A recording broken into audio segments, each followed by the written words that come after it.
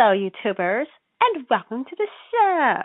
You know who I am, and I hate all of you. Thank you, Susie. So, what's today's subject? Dwarves versus Elves. We're talking Dwarves versus Elves. Yep. How they were born, how and why they hate each other, and how they finally started to get along. Let's start, shall we? Wow, the Elves, they think they're so great because they were born first. Well, you're right. They were born first. You know why they were born first? Because God made them be born first. See, there was a time. The whole story takes place during a pre-Christian period. It was there. You didn't exactly see it outright, but it was there. So the Elves, well, let's just say they aren't very nice. Yep, that's why we have these series of stories called the Silmarillion. Mr. Tolkien wrote that to tell everybody, hey kids, elves aren't as cool as you think they are. Oh no, it's like Game of Thrones with elves. Yep. Come on. If you read the Silmarillion, you will realize. Nice going, elves. Yeah, this is why we cannot have nice things. Yeah. Oh, and not only can we not have nice things, I want more nice things. Like, I don't know, everything. You're right. But let's move to the dwarves. The dwarves, however, were created by a Mire named Oli, or Mahal as they call him. Of course, he wanted something to teach, so he built the dwarves. And of course, God gets mad. One of the guys who created him, yeah, he wanted something to teach. He built the dwarves. He made them out of rock. Yeah, he made them out of rocks and stones. Yep, and they are very, very strong. They live longer. They're tougher too. So they live longer. They're tougher. Yep, and they're very, very good at crafts. But the dwarves got to live because, well, Oli was sorry. He repented of his sin, but God decided to let the dwarves live. Yeah. But I also heard a story about a woman who said, would you mind if these are okay? I made them out of my own hands. Susie.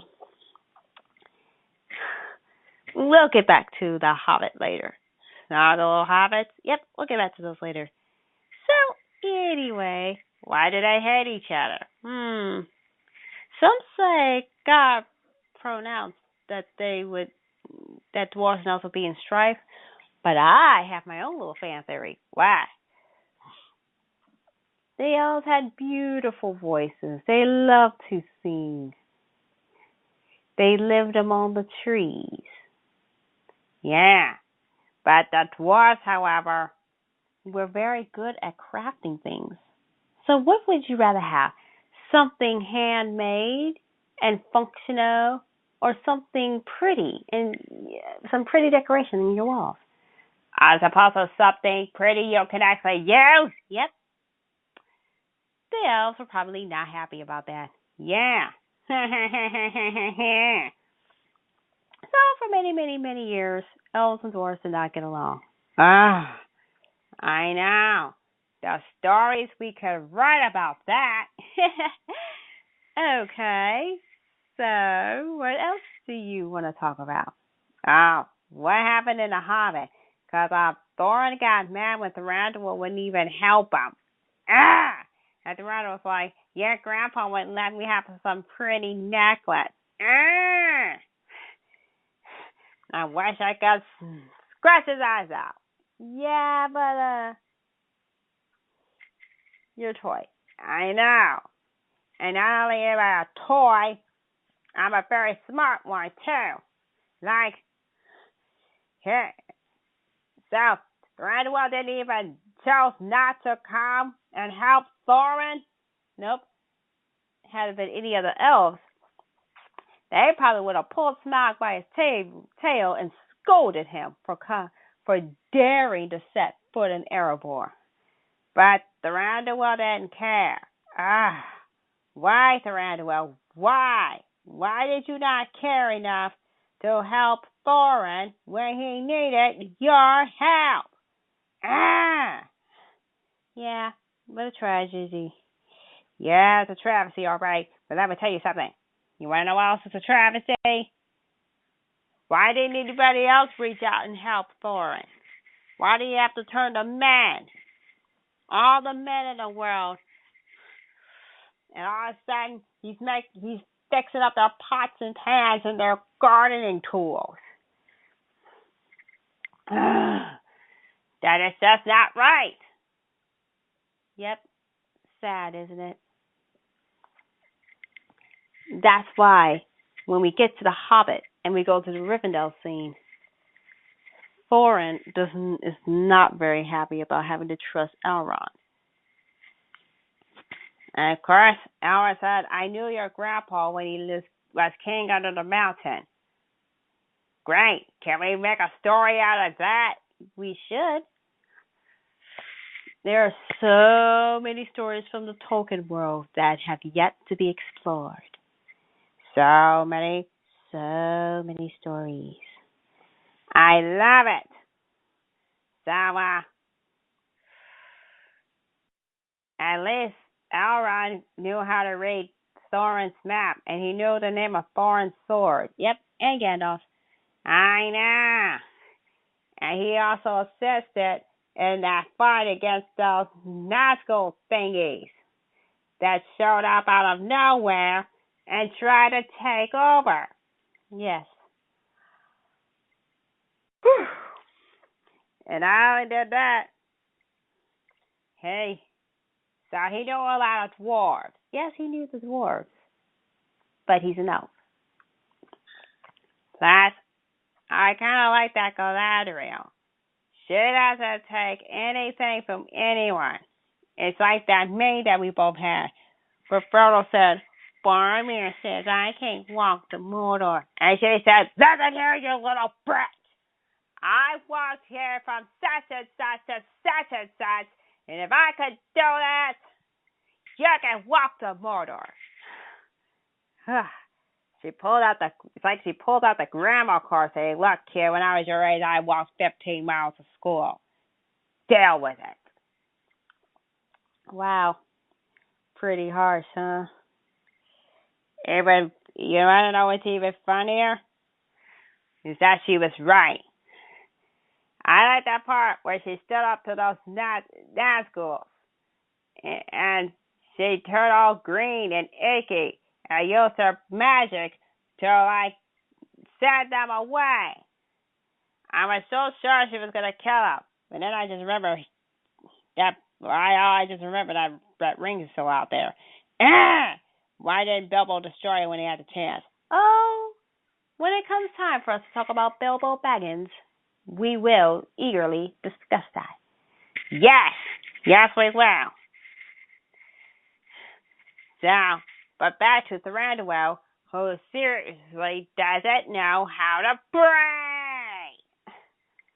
Since when does Thranduil know how to pray? Exactly.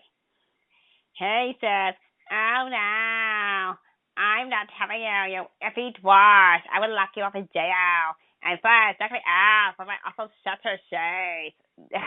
Nobody cares about your shutter shades. And of course, we have Legolas. And Legolas, well, he was a bit of a jerk, as we all said. Yeah, it's probably because he was with his dad. And he kind of was a jerk. I know. And you remember that part where Legolas took Glowing's pictures, and he looked at him and said, who is this ugly man? And Glenn says, that's my wife. And who is this ugly little boy? He looks like a goblin, Milton. He's like, oh, that's my son, Gimli. Hey, your future best friend, you jerk. Yeah. Come on. In Lord of the Rings, it was mainly Legolas and Gimli. They were like one of the few windows into the elf world and dwarf world. And they had to learn to get along. Of course, their petty fights are nothing compared to the evil that was threatening to take over. Yep. So, but then let's also focus on Tario for a second. Yes, let's talk about her for a second.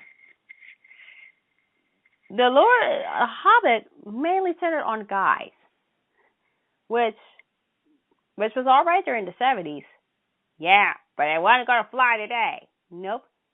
They decided to take all the women they have and kick them up a notch. So they turned it up. Yep, they turned up the volume on the women. Right? There was too much fighting, too much bloodshed, too many women. Too many women. Way too many women. Like the thing where Kelly starts flirting with all those elves, and then everybody made fun of him because he was smiling at some guy elf. Oh, yeah. They laughed at him because he liked a guy elf. Which was only a setup to him meeting Tario. And then he tries to flirt with her.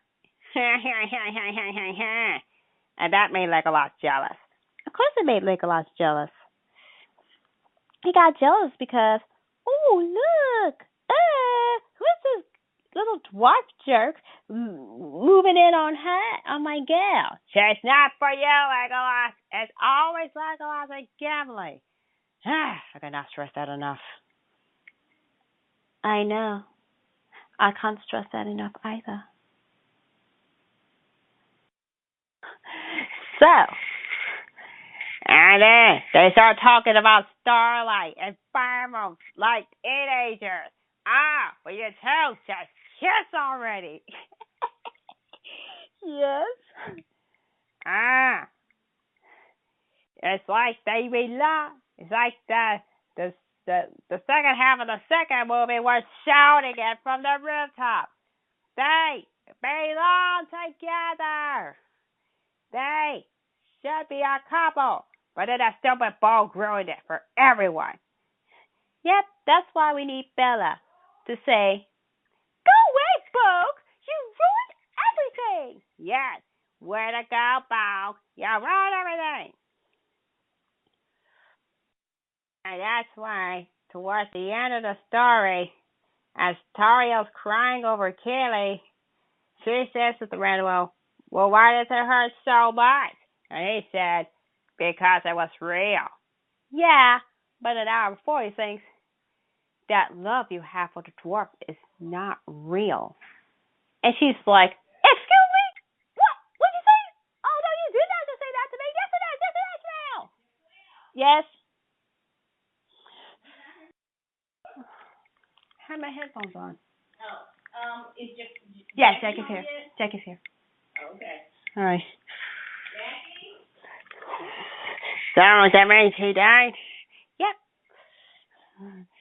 So, after Kelly died and Tario's crying, he said, yeah, it was real, though. Yeah. You know,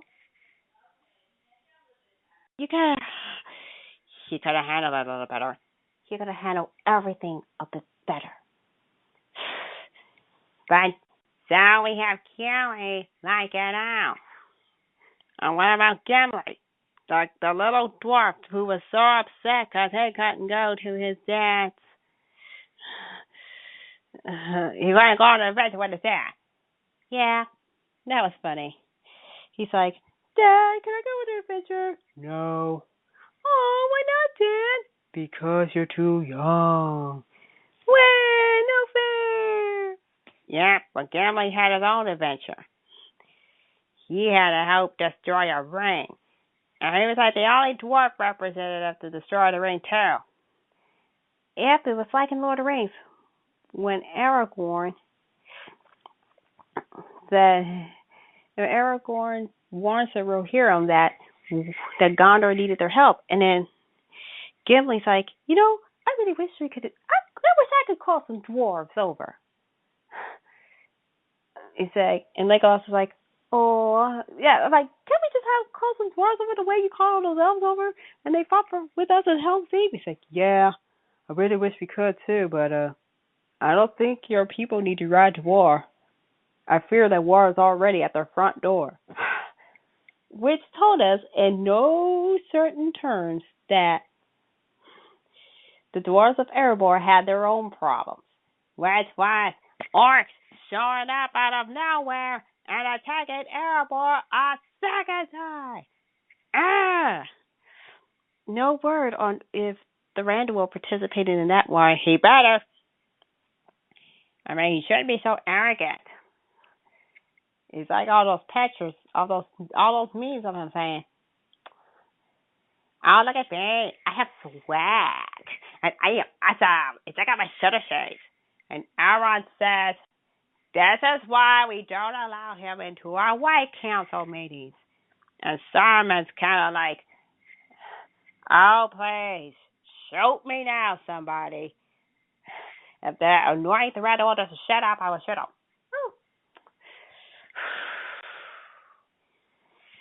And of course, at the inevitable Battle of the Five Armies victory party, the Randuil crashes and say, "Hey, don't forget me.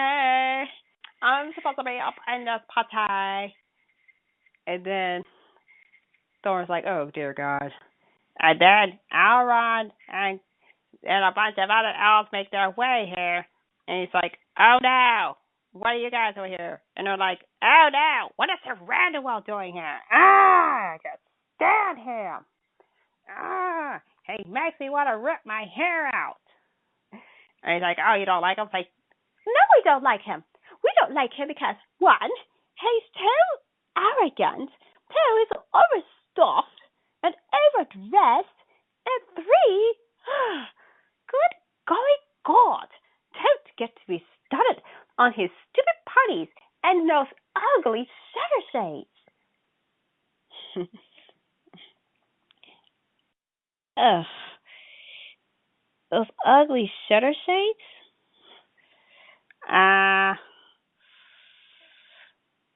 So you made those ugly shutter shades? Yeah. I'm thinking, what ifs?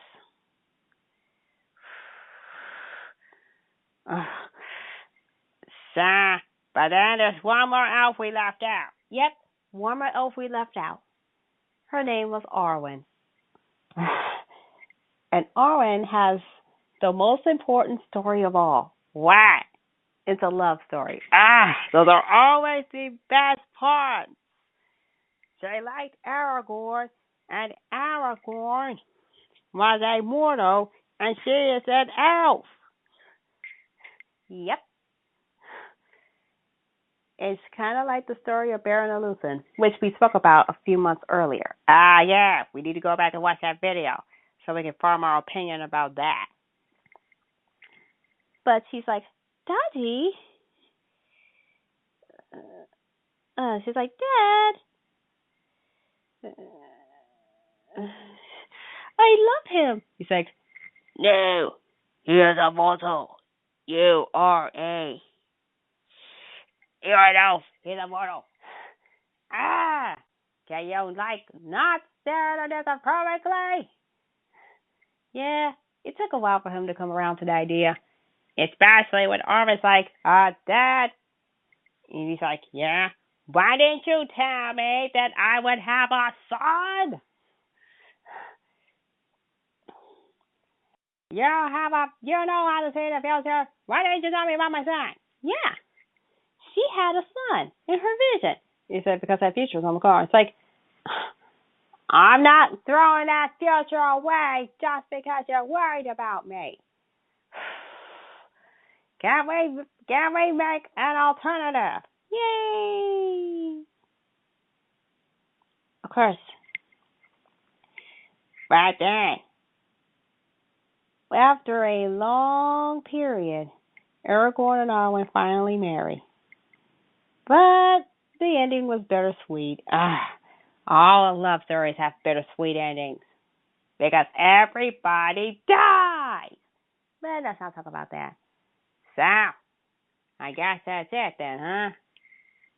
We have 1,000 ideas on what to do with token elves. So want to make sure that elves everywhere do not get to have nice things. Like in the Shannara Chronicles, they don't get to have nice things either. Nope. But that's a whole different fandom. So, is that it? That's all for this show. But tune in tomorrow for an extra special Fandom Fridays, where we talk everything fandom, such as convention season is coming, and we still need to discuss the Great Train Robbery. But that's for another time. So, okay, everybody, thank you for tuning in, and we will see you next time. So, peace and stay pure. Meow.